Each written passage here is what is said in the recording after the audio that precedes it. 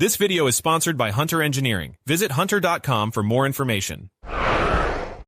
Aaron Neumann, head of Nexen America Technical Center. Welcome to the show. Thank you for joining us. I've got a question about OE tires for you. So I know that in the past decade or so, Nexen has more than doubled its OE portfolio. Now, when your engineers are working on these tires, at what point does the OE manufacturer bring in your engineers to help with development? And do your engineers have any say in, how that vehicle is actually developed, or are they just purely working on the tires?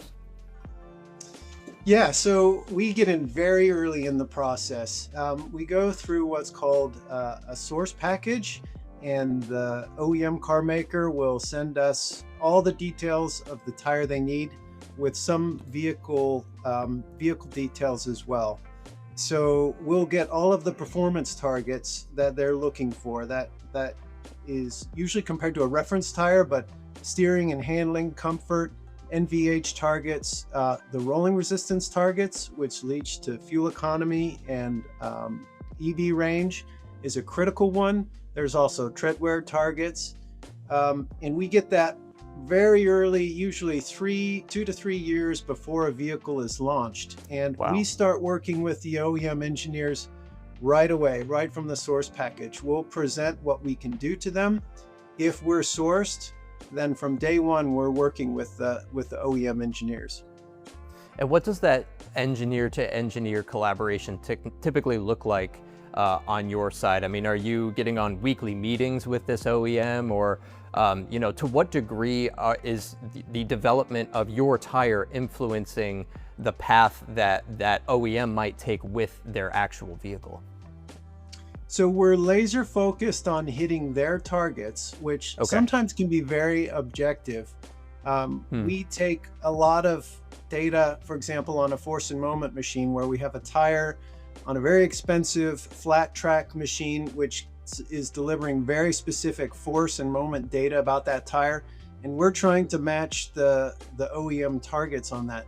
And we're communicating back and forth on all of those tire performance targets and how we're doing and achieving them on a weekly, almost daily basis. So a lot of that surrounds tire submissions. So we'll go through maybe 3 development loops. One of those may be virtual, where we're working with tire models and vehicle models on a simulator.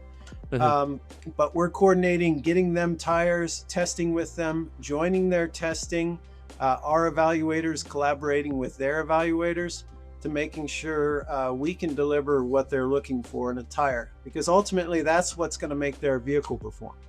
Absolutely. How often does it happen where you begin development of your tire and you realize either, hey, our target was way off, I'm sorry, we're not going to be able to meet that target, or the opposite, where you realize, oh my God, we can way overhit this target and way over deliver? Does that ever happen? Usually targets are pretty close to what we can achieve, but what we find is the vehicle maker, they're always going to push the limits. They're going to try to stretch that performance envelope bigger than normally we can go, but they understand that they're asking for more than they can get. So in the end, they're usually willing to compromise here or there on some lower priority items. Sure. But we have a lot of very good predictive tools. So when we are quoting a tire, we're telling them, right, these are the targets we can hit. This is the rolling resistance level we can hit. This is the maximum grip levels, the stopping distance levels. And normally we're very accurate at that, and we can achieve our targets. So usually we're very close to what they want to get to in the long run. Cool. Wanted to ask you about simulation technology. So I know that, of course, your team is using a mix of, digital simulations, but also real world testing for these OE tires. My question to you is, how different is the real world from simulations? I mean, is there any part of the real world that just can't be simulated? Well, at this stage, there's still a pretty big difference between the real world and even a full driving simulator. So in Korea, we have a fully dynamic driving simulator that can do one-to-one vehicle motion for small steering movements, and then it's scaled back for large steering movements. It's a $8 million machine. It's fantastic, but you still can't get the nuance and the resolution that you can get in a real vehicle.